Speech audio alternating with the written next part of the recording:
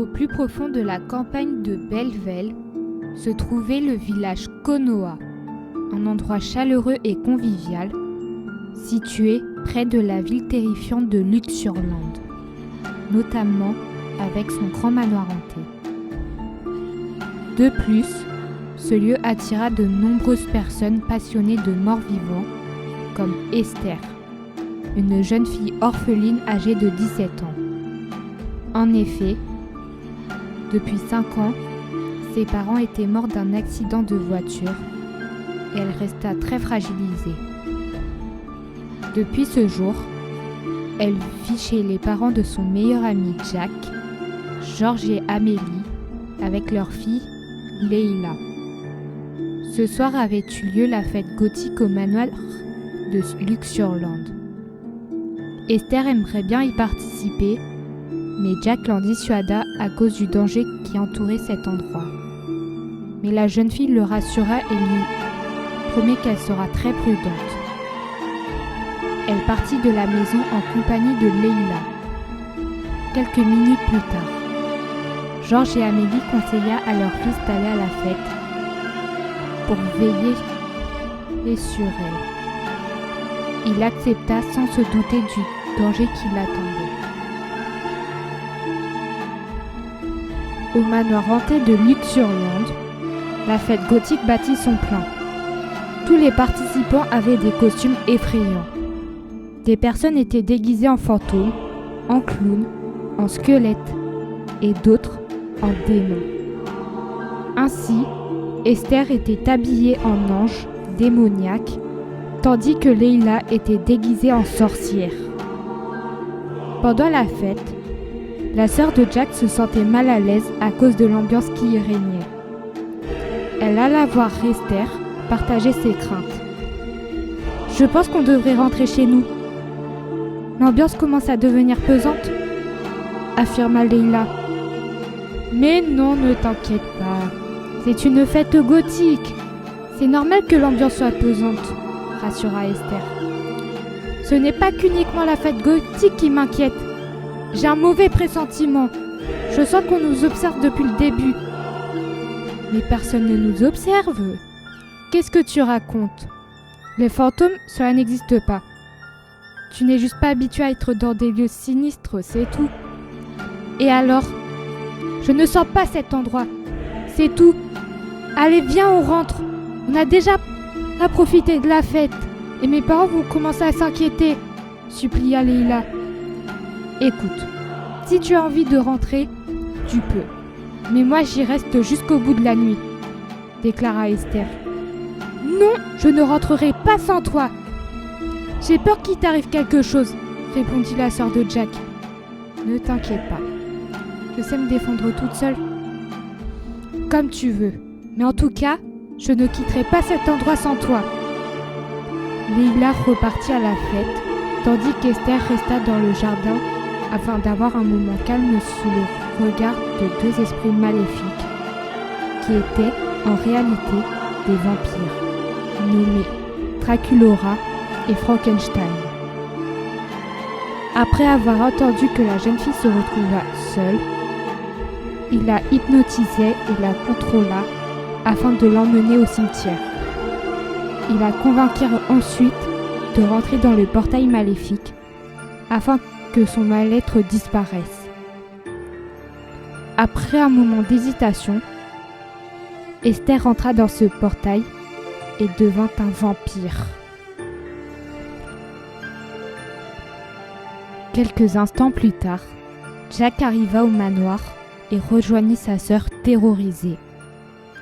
Il apprit qu'Esther n'avait donné aucun signe de vie depuis un moment et qu'elle voulait rester ici. Inquiets pour elle, ils décidèrent de fouiller les alentours du manoir, mais aucune trace de la jeune fille. Ils virent la chercher au cimetière et découvrirent un vampire qui était en réalité Esther. Jack et Leila tentèrent de la raisonner, mais elle les attaqua sans hésitation. Ils partirent d'ici impuissants, sous le regard maléfique et menaçant d'Esther. De retour chez eux, Jack et Leila furent encore sous le choc après avoir vu Esther en vampire. Ils racontaient tout à leurs parents. Ils ne comprenaient pas l'état de la jeune fille, qui est si gentille et douce d'habitude. Amélie se demanda si son traumatisme n'était pas remonté à la surface.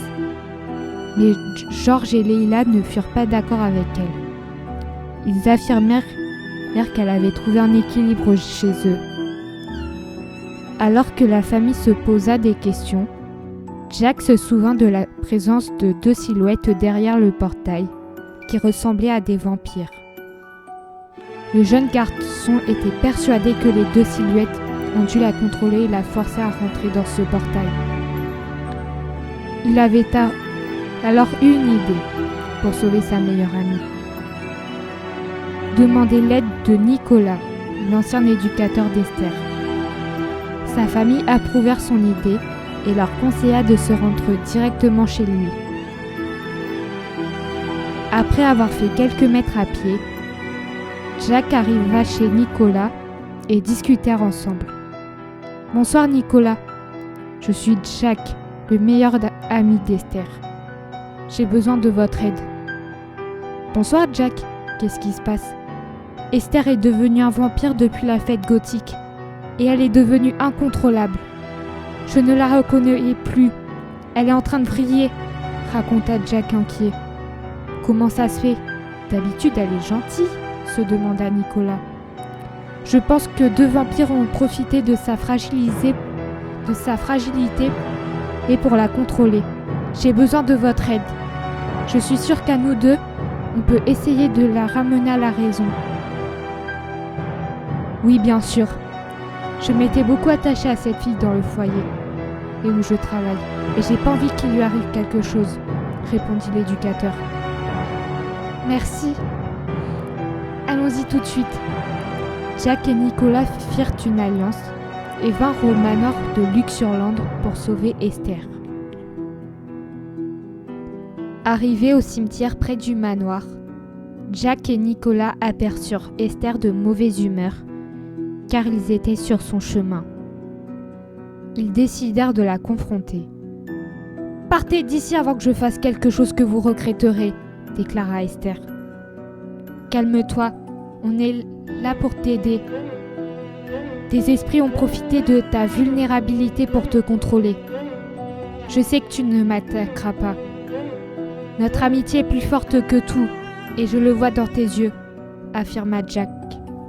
N'importe quoi. Depuis que j'ai franchi ce portail, je suis devenue une nouvelle être, immortelle. Je me sens plus libre et je ferai payer toutes les personnes qui m'ont fait souffrir, répondit la jeune fille. Tu ne feras jamais ça. Même si tu es devenue une autre personne, je sais qu'il y a toujours l'Esther souriante et gentille qui est au plus profond de toi. Tu es comme ma sœur, et jamais je ne t'abandonnerai ici, déclara le jeune homme. « Tais-toi !» cria Esther en attaquant le jeune homme. « Tu te fais du mal pour rien, Esther. Cela ne va pas apaiser la colère et la souffrance qui est en toi, » affirma Nicolas. « Accepte qu'on vienne t'aider. On tient tous à toi. Le passé, c'est derrière toi. Et j'ai envie de t'aider à construire un nouvel avenir. Jamais vous réussirez à me faire changer d'avis. Et vous allez tous les 2 mourir ici. Très bien. Si c'est ce que tu veux, on va combattre pour te libérer de cette emprise, répondit l'éducateur. Un combat s'enchaîna entre les jeunes hommes et Esther. Tandis que la jeune fille leur lança des attaques fulgurantes, Jack remarqua la présence des vampires, Frankenstein et Dracula au portail.